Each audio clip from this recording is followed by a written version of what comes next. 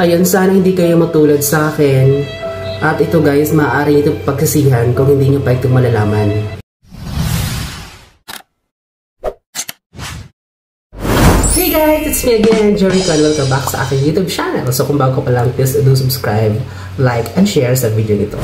So for this video guys, ay talakayin natin muli yung pananakot ng una or yung online lending app na nagkautangan nyo. Okay, ang purpose po ng video na ito, kung bakit ako nag-upload ng mga ganito, bakit ganito yung content ko is, hindi ibig sabihin na tinotolerate ko kayo na hindi magbayad ng utang. Kasi sabi ko nga, ang pagbabayad ng utang guys, ipagpapakita ng pagiging responsabling tao. So, may benefits din tayong makakuha niyan kung good payer tayo sa mga utang. Choice din natin yon kung bayaran natin o hindi, okay? Tayo din naman na magkasuffer sa consequences na maaari nating maharap, okay? So, hindi ko rin ina-advise sa inyo na takbuhan nyo yung mga utang nyo, okay? I just wanna let you know what are the situation that you are in. Para magkaroon kayo ng awareness sa mga consequences, kung ano ba ang dapat yung gawin, kung totoo nga ba na may pwedeng kaharapin na ganyan. So, yun lang naman. So, isa sa ginagawang pananakot ng mga OLA ay yung pagbibigay ng demand letter. So, yung demand letter daw ay ibibigay ito sa barangay nyo or sa company na pinagtatrabahuan mo. So, totoo nga ba talaga to? Okay, let's talk about first sa demand letter. Ano nga ba ang nakapaloob sa demand letter? Gaano nga ba ito katotoo? At totoo ba talaga na ibibigay nila yun sa mga authorized person? Bago ka bigyan ng isang demand letter, it should be specific and confidentiality. Okay? Dapat ang demand letter ay hindi na po dadaan sa barangay, sa company mo, or kahit kanino man. It should be direct upon you. Okay?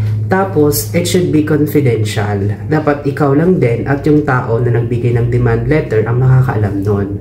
Okay, dapat may perma po yung demand letter. It's either po yung boss, say for instance, yung boss yung nagbibigay sa inyo ng demand letter or yung abogado mismo. So, maging malinaw lang sa atin, okay? Na pahirapan na nga sila makasingil sa atin, paggawa pa kayo ng proseso ng demand letter. It's another expenses yun, guys. So, pananakot lang to. Okay? Huwag tayong magpadala sa mga ganito.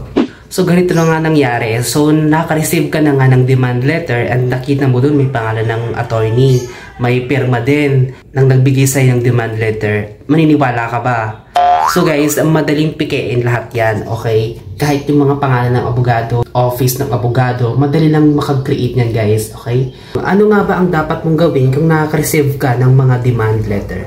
Well guys, wala tayong magagawa kasi nandyan yan. Nakaka-access sila ng mga contacts natin, may contact number sila sa atin, so nagpapadala talaga sila ng mga messages. Ang gawin nyo na lang guys, kung kaya nyo makipag-usap sa kanila, makipag-usap kayo, sabihin nyo kung kailan mo ma-receive yung demand letter, sino magpapadala, dapat detalyado ka. Dapat po, ang nakalagay po sa demand letter ay malinaw po lahat. Yung date, kung kailan ka makipag-negotiate sa kanila, at kung anong specific na venue, kung saan kayo magkikita ng nag-demand sa'yo. So, dapat pag naka-receive tayo guys ng mga demand letter na yan, mag-response po tayo as possible. Mas magandang tawagan natin sila for the peace of mind. Sagutin natin sila. Hingi tayo ng malinaw na information. Kung wala kayong ma-receive na message from them, ibig sabihin nun guys na hindi totoo yung sinasabi nilang demand letter yan. So kung nakaka-receive man tayo guys ng mga pananakot, mas maiging screenshot nyo po yun lahat. Magagamit din natin yan ang panlaban sa kanila if ever man na dumating tayo sa kasuhan na yan, okay? Pero again, sinasabi ko nga, malabo po mangyari na dumating pa sa korte yung mga ganito.